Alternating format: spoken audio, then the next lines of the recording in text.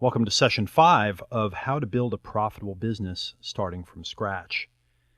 In this session, we're going to learn about the right focus.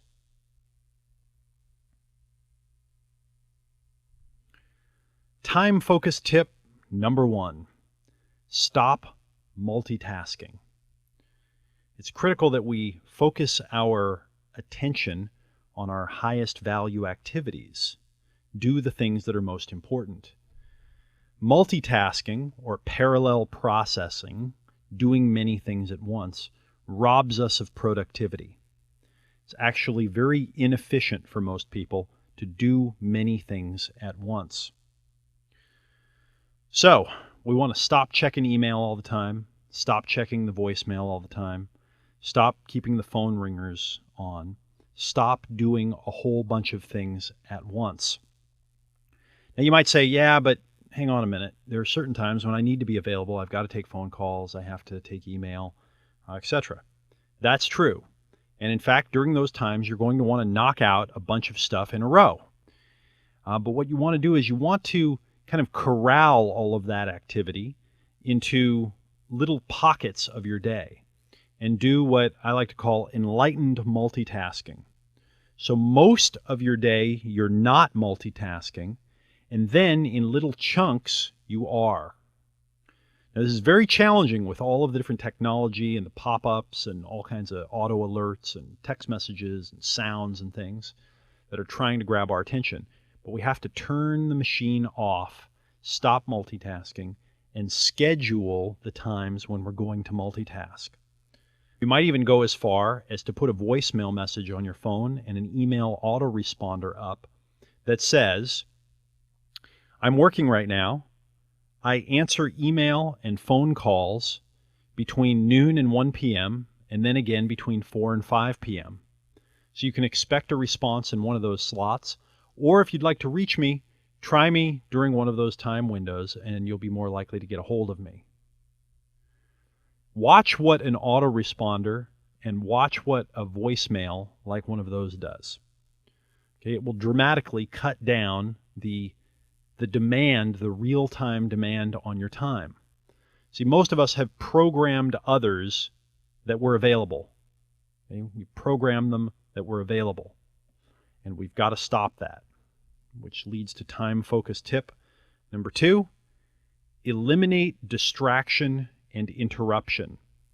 Okay, eliminate distraction and interruption.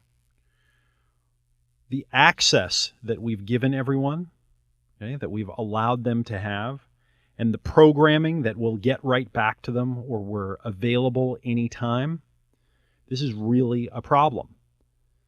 I was once in a business meeting with someone who, it was a very important business meeting, and their phone rang. They quickly grabbed the phone, looked at it, and ran out of the room.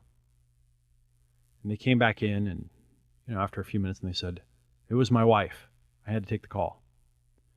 And I said, okay, fine, but really? Like, you had to take it even though you're doing something that's important right now? Well, what if it was important? Well, what if it was? I mean, can't you come up with like a code for your phone? Like put a special ring on there that if, they call from this number, then you have to answer it. But you answer every single call from your wife at all times? Okay, well, this was a problem. And this is unfortunately how we all live our lives. We tend to take the interruptions from anyone who has them, and we tend to take them from technology, we take them from our phone, we take them from marketing. And what we really have to do is eliminate this distraction and interruption. We have to distraction and interruption proof our lives. And this is not intuitive for most people, okay, because I think that we humans are actually wired to look for distraction, to seek out distraction and interruption. We're kind of addicted to it. If something can distract and interrupt us, well, then it's probably important. And in the environment we evolved in, that was actually true. So we have to put ourselves in a situation where distraction and interruption are eliminated. So we have to turn off the phone, turn off the email, turn off all that stuff so we can just have clear space to focus on the most productive activities. And the next logical step is time-focused tip number 3. Focus work in uninterrupted blocks of time of at least 1 hour, a minimum of 1 hour. I was originally turned on to this idea by Peter Drucker, the author of The Effective Executive. He talks about that we have to focus our time in uninterrupted blocks working on the important stuff. An hour minimum, ideally blocks of a couple of hours, no interruptions. You'll find that you get a lot more done when you turn off and prevent all the distractions and interruptions and you just work on one thing at a time. And what you'll also find is there's almost nothing that can't wait at least a couple of hours. There's almost nothing that can't wait a couple of hours. Most of us are so in fear that we'll miss out or that someone's going to try to call or we're going to miss our big opportunity, someone's going to need us, that we just get chained to our phones, to our email, to everything else. It's important that you get time to focus on the important stuff because it's not going to do itself. So focus your important work in business in blocks of at least an hour, ideally 2. Time-focused tip number 4. Do the high-value work first. What's the high-value work? Well, it's the stuff we've been learning about. Talking to prospective customers, creating products, doing sales and marketing. That's where 80 or 90% of the value in your business is going to be created, but it's also the stuff that's not urgent. It's not the stuff that's banging on your door and saying, you have to do me now. Okay? It's the stuff that is waiting outside for you to come out and say, okay, are you ready to get to work? So you have to do the high-value work first. Schedule the high-value work first. Spend the first couple of hours of your day talking to prospective customers, making sales calls, creating marketing, creating innovative products. If you will spend the first couple of hours of every day working on the high-value work, then the other stuff will fit in around it. The other stuff will have to wait in line. If you do not prioritize the high-value work first and do it first, it's probably never going to get done. Okay, so these tips go together. We have to stop multitasking. We have to eliminate distraction and interruption. Focused work in uninterrupted blocks of time of at least an hour, and then do the high-value work first. All leading up to time-focused tip number 5, create intentional routines that become long-term habits. As I learned from Tony Schwartz, who's the co-author of the book, The Power of Full Engagement, an amazing book that he wrote with Jim Loehr, The Power of Full Engagement, we only get a little bit of willpower. Okay? And science is proving this out in various ingenious experiments. We get very little willpower, and we usually burn our willpower. We burn it on internal conflict and external conflict and on multitasking and resisting temptation, and then we don't have any left over to get ourselves to do the things that we know we need to do. Because we only get a little willpower, we need to use it in the most efficient way possible. The best way to use your willpower is to create new habits. So what's a habit? Well, a habit is something that you do every day, usually around the same time. Turns out that most of us are creatures of habit, and the things that we did today are the same things we did yesterday and the day before at around the same times.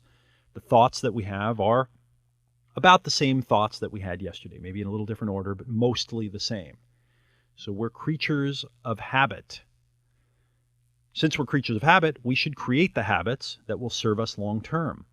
Turns out that habit creation is not an instant thing. You can't instantly create a habit. But what you can do is you can use the little bit of willpower that you have every day to do the same thing at the same time. And after a few weeks or a month or 6 weeks, you'll find that it becomes a habit and you don't have to use willpower anymore because it automatically pulls you into it, just like all the habits that you have right now. Okay, this is a very, very high leverage piece of information. Okay, and it's a high leverage technique that you can use. You want to use this in your life. Once a month, create an intentional routine. Use your willpower every day to make sure you do it. And after a month or so, it will become a long-term habit. Imagine a year from now if you had 12 new powerful habits that created value, okay, that got you focused, that got you doing the things that grow your business and grow your profit. 12 new habits that you did every day. How would your life be different? The trick here is you've got to create the routine. You have to sit down and imagine what it's going to be like, write it out, practice it slow, and then use your willpower every day to do it. Which leads to time-focused tip number 6. Expect resistance. Expect resistance.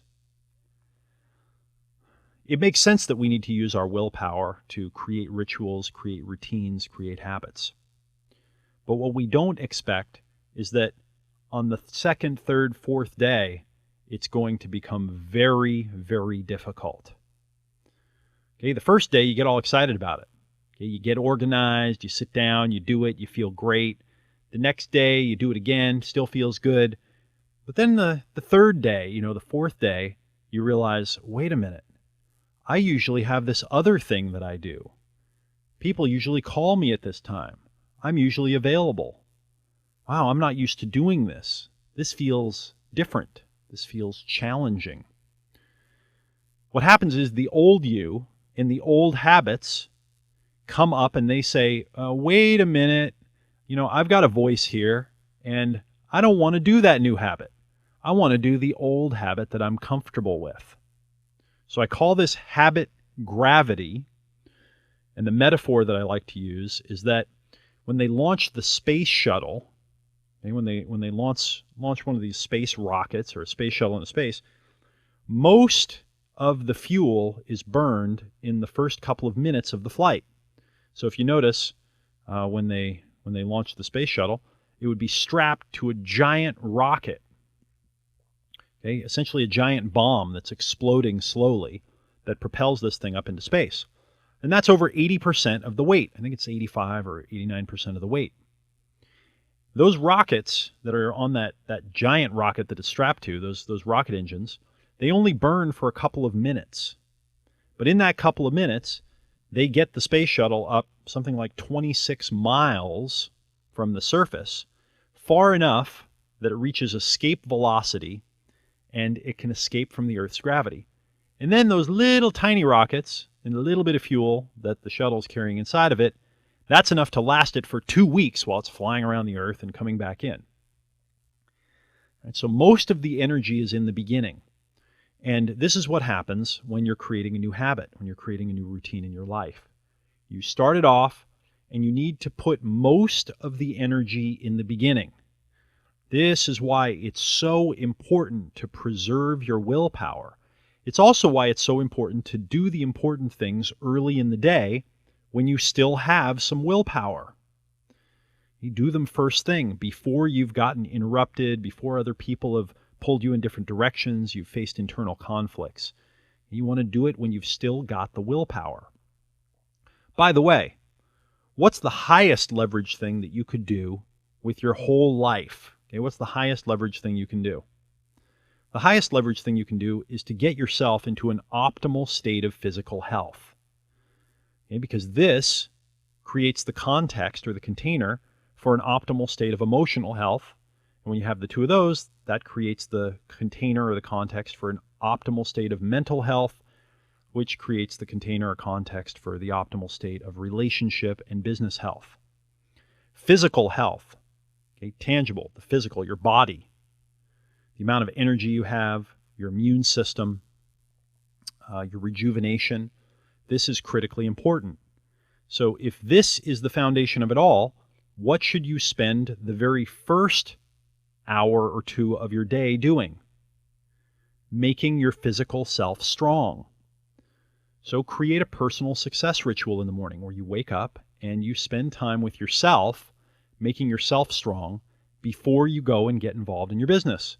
Make sure you do some exercise, make sure you drink some water, eat a really healthy, nutritious meal, get the day started off right, set the context correctly.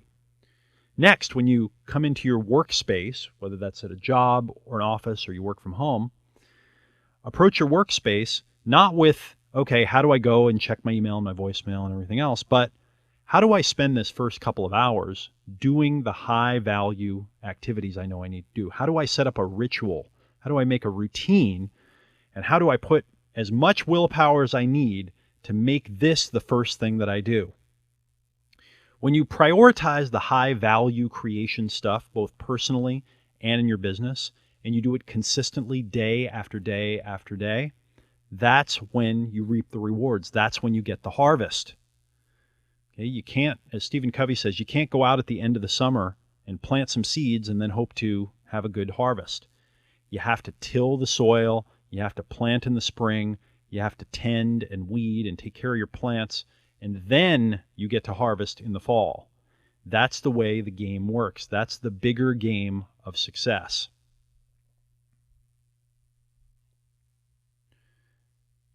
Time focus tip number 7. Create an environment that keeps you focused on the high value work.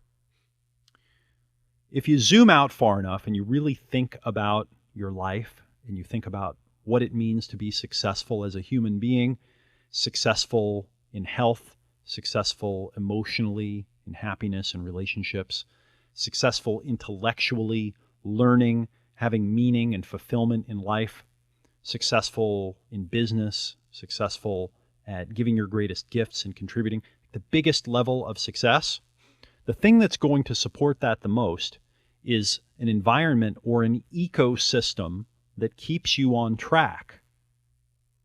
An ecosystem that keeps you on track. If you notice here on Earth, which is the only place that we know of so far where there's life, every animal, every life form is perfectly adapted to its environment or to its ecosystem.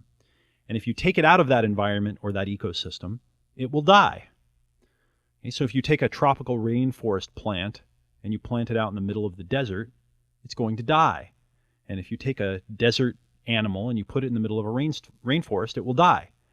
We're not suited to live in an environment that's too different from the environment that we evolved in, that we're built for.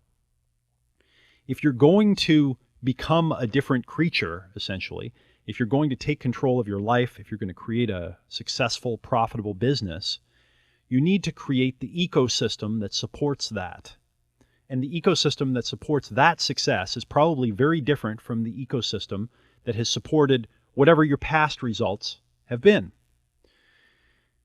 And it's a little bit of a shock to realize that you're probably going to need to change your environment. You're going to need to change how you interact with your environment, the people that you interact with, and maybe even the location where you are.